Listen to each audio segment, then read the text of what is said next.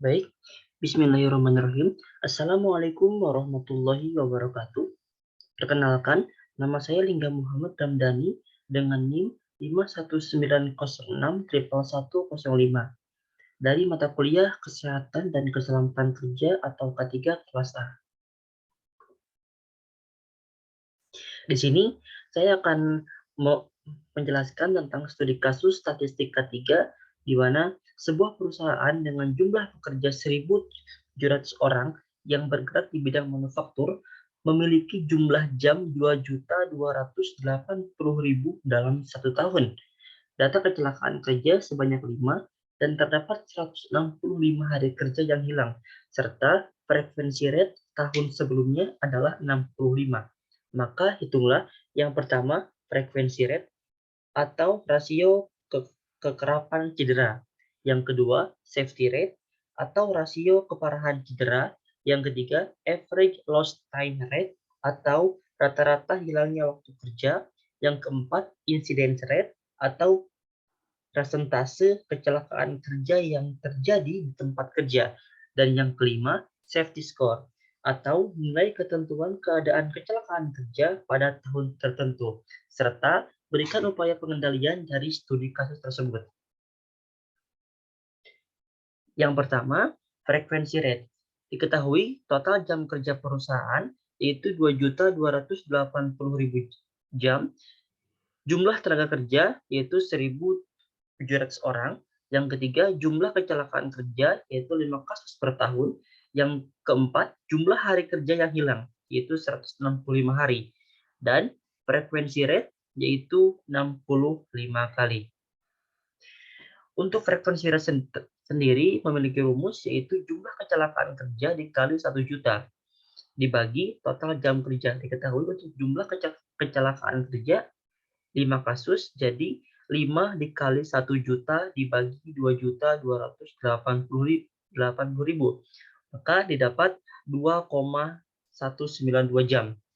Maka dari itu, untuk kesimpulannya adalah nilai FR dari perhitungan di atas sebesar 2,192 jam. Angka ini menunjukkan bahwa dari 5 kasus kecelakaan kerja, terdapat 2,192 jam kerja yang ditinggalkan oleh pekerja di tempat kerja setelah mengalami kecelakaan kerja. Yang kedua, ada severity rate.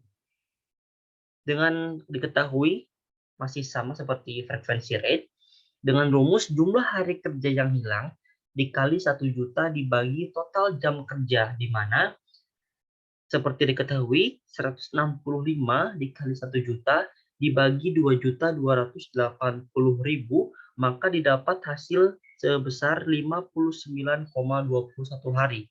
Nilai SR dari perhitungan di atas sebesar 59 hari memberikan indikasi jika sepanjang periode waktu itu terjadi hilangnya waktu kerja sejumlah 59,21 hari per sejuta jam orang kerja. Yang ketiga, ada average lost time rate. Untuk diketahui ditambah dengan durasi kerja jam, yaitu 8 jam per hari. Dikarenakan pada rumus ALTR ini, yaitu jumlah jam kerja hilang. Karena jumlah jam kerja hilang tidak diketahui pada saat studi kasus, maka kita asumsikan yaitu pada satu hari kerja sekitar 8 jam. Maka dari itu kita masukkan 8 kali 165 dikali 1 juta dibagi dengan 2.280.000, maka didapat hasil sebesar 578,947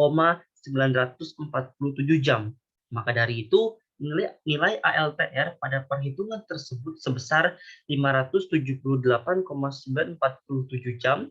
Angka ini menunjukkan bahwa sebesar 579 jam rata-rata waktu kerja yang hilang setiap kasus kecelakaan kerja.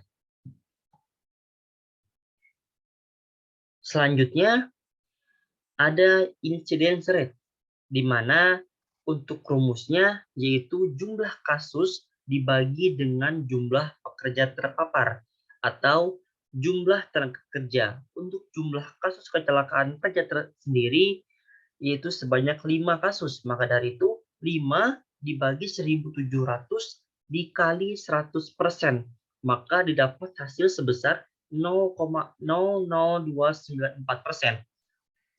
Untuk hasil incidence rate pada perhitungan di atas sebesar 0,00294%, angka ini menunjukkan bahwa presentase kecelakaan kerja yang terjadi pada tahun tersebut sebesar 0,00294%. Maka dari itu, untuk incidence rate sendiri memiliki angka yang cukup kecil. Yang terakhir, ada safety score, di mana safety score ini memiliki rumus, yaitu frequency rate atau FR pada tahun 2020 dikurangi dengan frequency rate pada tahun 2019 atau FR tahun sebelumnya, dibagi dengan FR tahun 2019, dan jumlah tersebut dibagi dengan 1 juta. Maka diketahui dari soal dimasukkan pada frequency rate.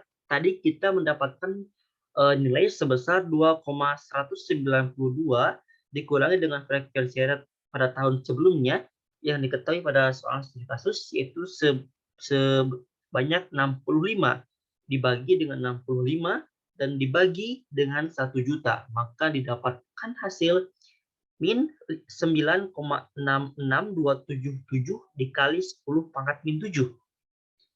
Kesimpulannya, nilai safety score pada perhitungan di atas sebesar min 9,66277 kali 10 pangkat min 7. Angka ini menunjukkan keadaan membaik karena safety score bernilai negatif.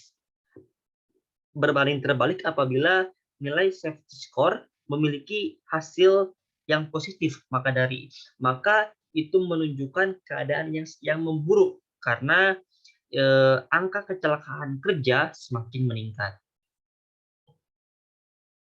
Selanjutnya, untuk upaya pengendalian didapat dari paper jurnal, yaitu Permen atau Peraturan Menteri PU nomor 5/M/M/2014 pasal 19 huruf J tentang tugas tanggung jawab penyedia jasa melakukan pengendalian risiko ketiga konstruksi, termasuk inspeksi yang meliputi 1. Tempat kerja, 2. Peralatan kerja, yang ketiga cara kerja, yang keempat alat pelindung kerja, yang kelima alat pelindung diri, yang keenam rambu-rambu, yang ketujuh lingkungan kerja konstruksi sesuai RK3K.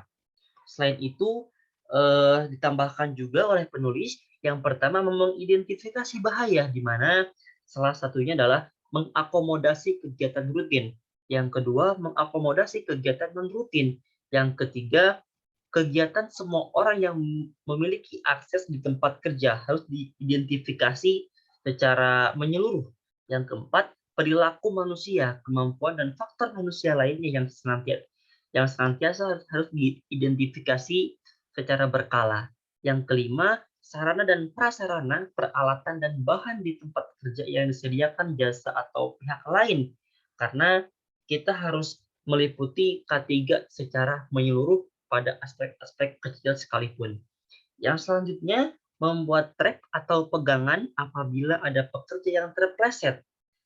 Yang ketiga, menggunakan sepatu bot untuk menambah keamanan APD pada saat kerja. Yang selanjutnya, memakai sarung tangan dan memakai helm, serta inspeksi rutin mesin dan alat berat. Hal ini bertujuan untuk memastikan dan meminimalisir kecelakaan kerja yang terjadi ketika proses kerja berlangsung di perusahaan. Yang selanjutnya adalah upaya-upaya pengendalian kecelakaan kerja secara menyeluruh, yaitu menerapkan 5S yang terdiri dari yang pertama SEIRI, yaitu memisahkan suatu benda yang diperlukan dengan benda yang tidak diperlukan atau meringkasnya, dan melakukan pemilahan antara barang-barang yang sudah tidak dipakai dengan yang tidak dipakai. Hal ini bertujuan untuk mengefisiensikan pekerjaan. Yang kedua ada SEITON, yaitu merapikan dan menyusun benda untuk mempermudah penggunaan. Yang ketiga Ada seiso, yaitu membersihkan dan menjaga kerapihan di mana semua pekerja membersihkan stasiun kerja masing-masing dengan rutin. Yang keempat, ada seiketsu, yaitu mengusahakan agar tempat kerja yang sudah menjadi baik dapat selalu terpelihara. Yang kelima, ada chitsuke, yaitu memotivasi pekerja agar terus-menerus melakukan dan ikut serta dalam kegiatan perawatan dan aktivitas perbaikan serta membuat pekerja terbiasa mentaati aturan. Sekian yang dapat disampaikan. Mohon maaf apabila banyak kesalahan. Wassalamualaikum warahmatullahi wabarakatuh.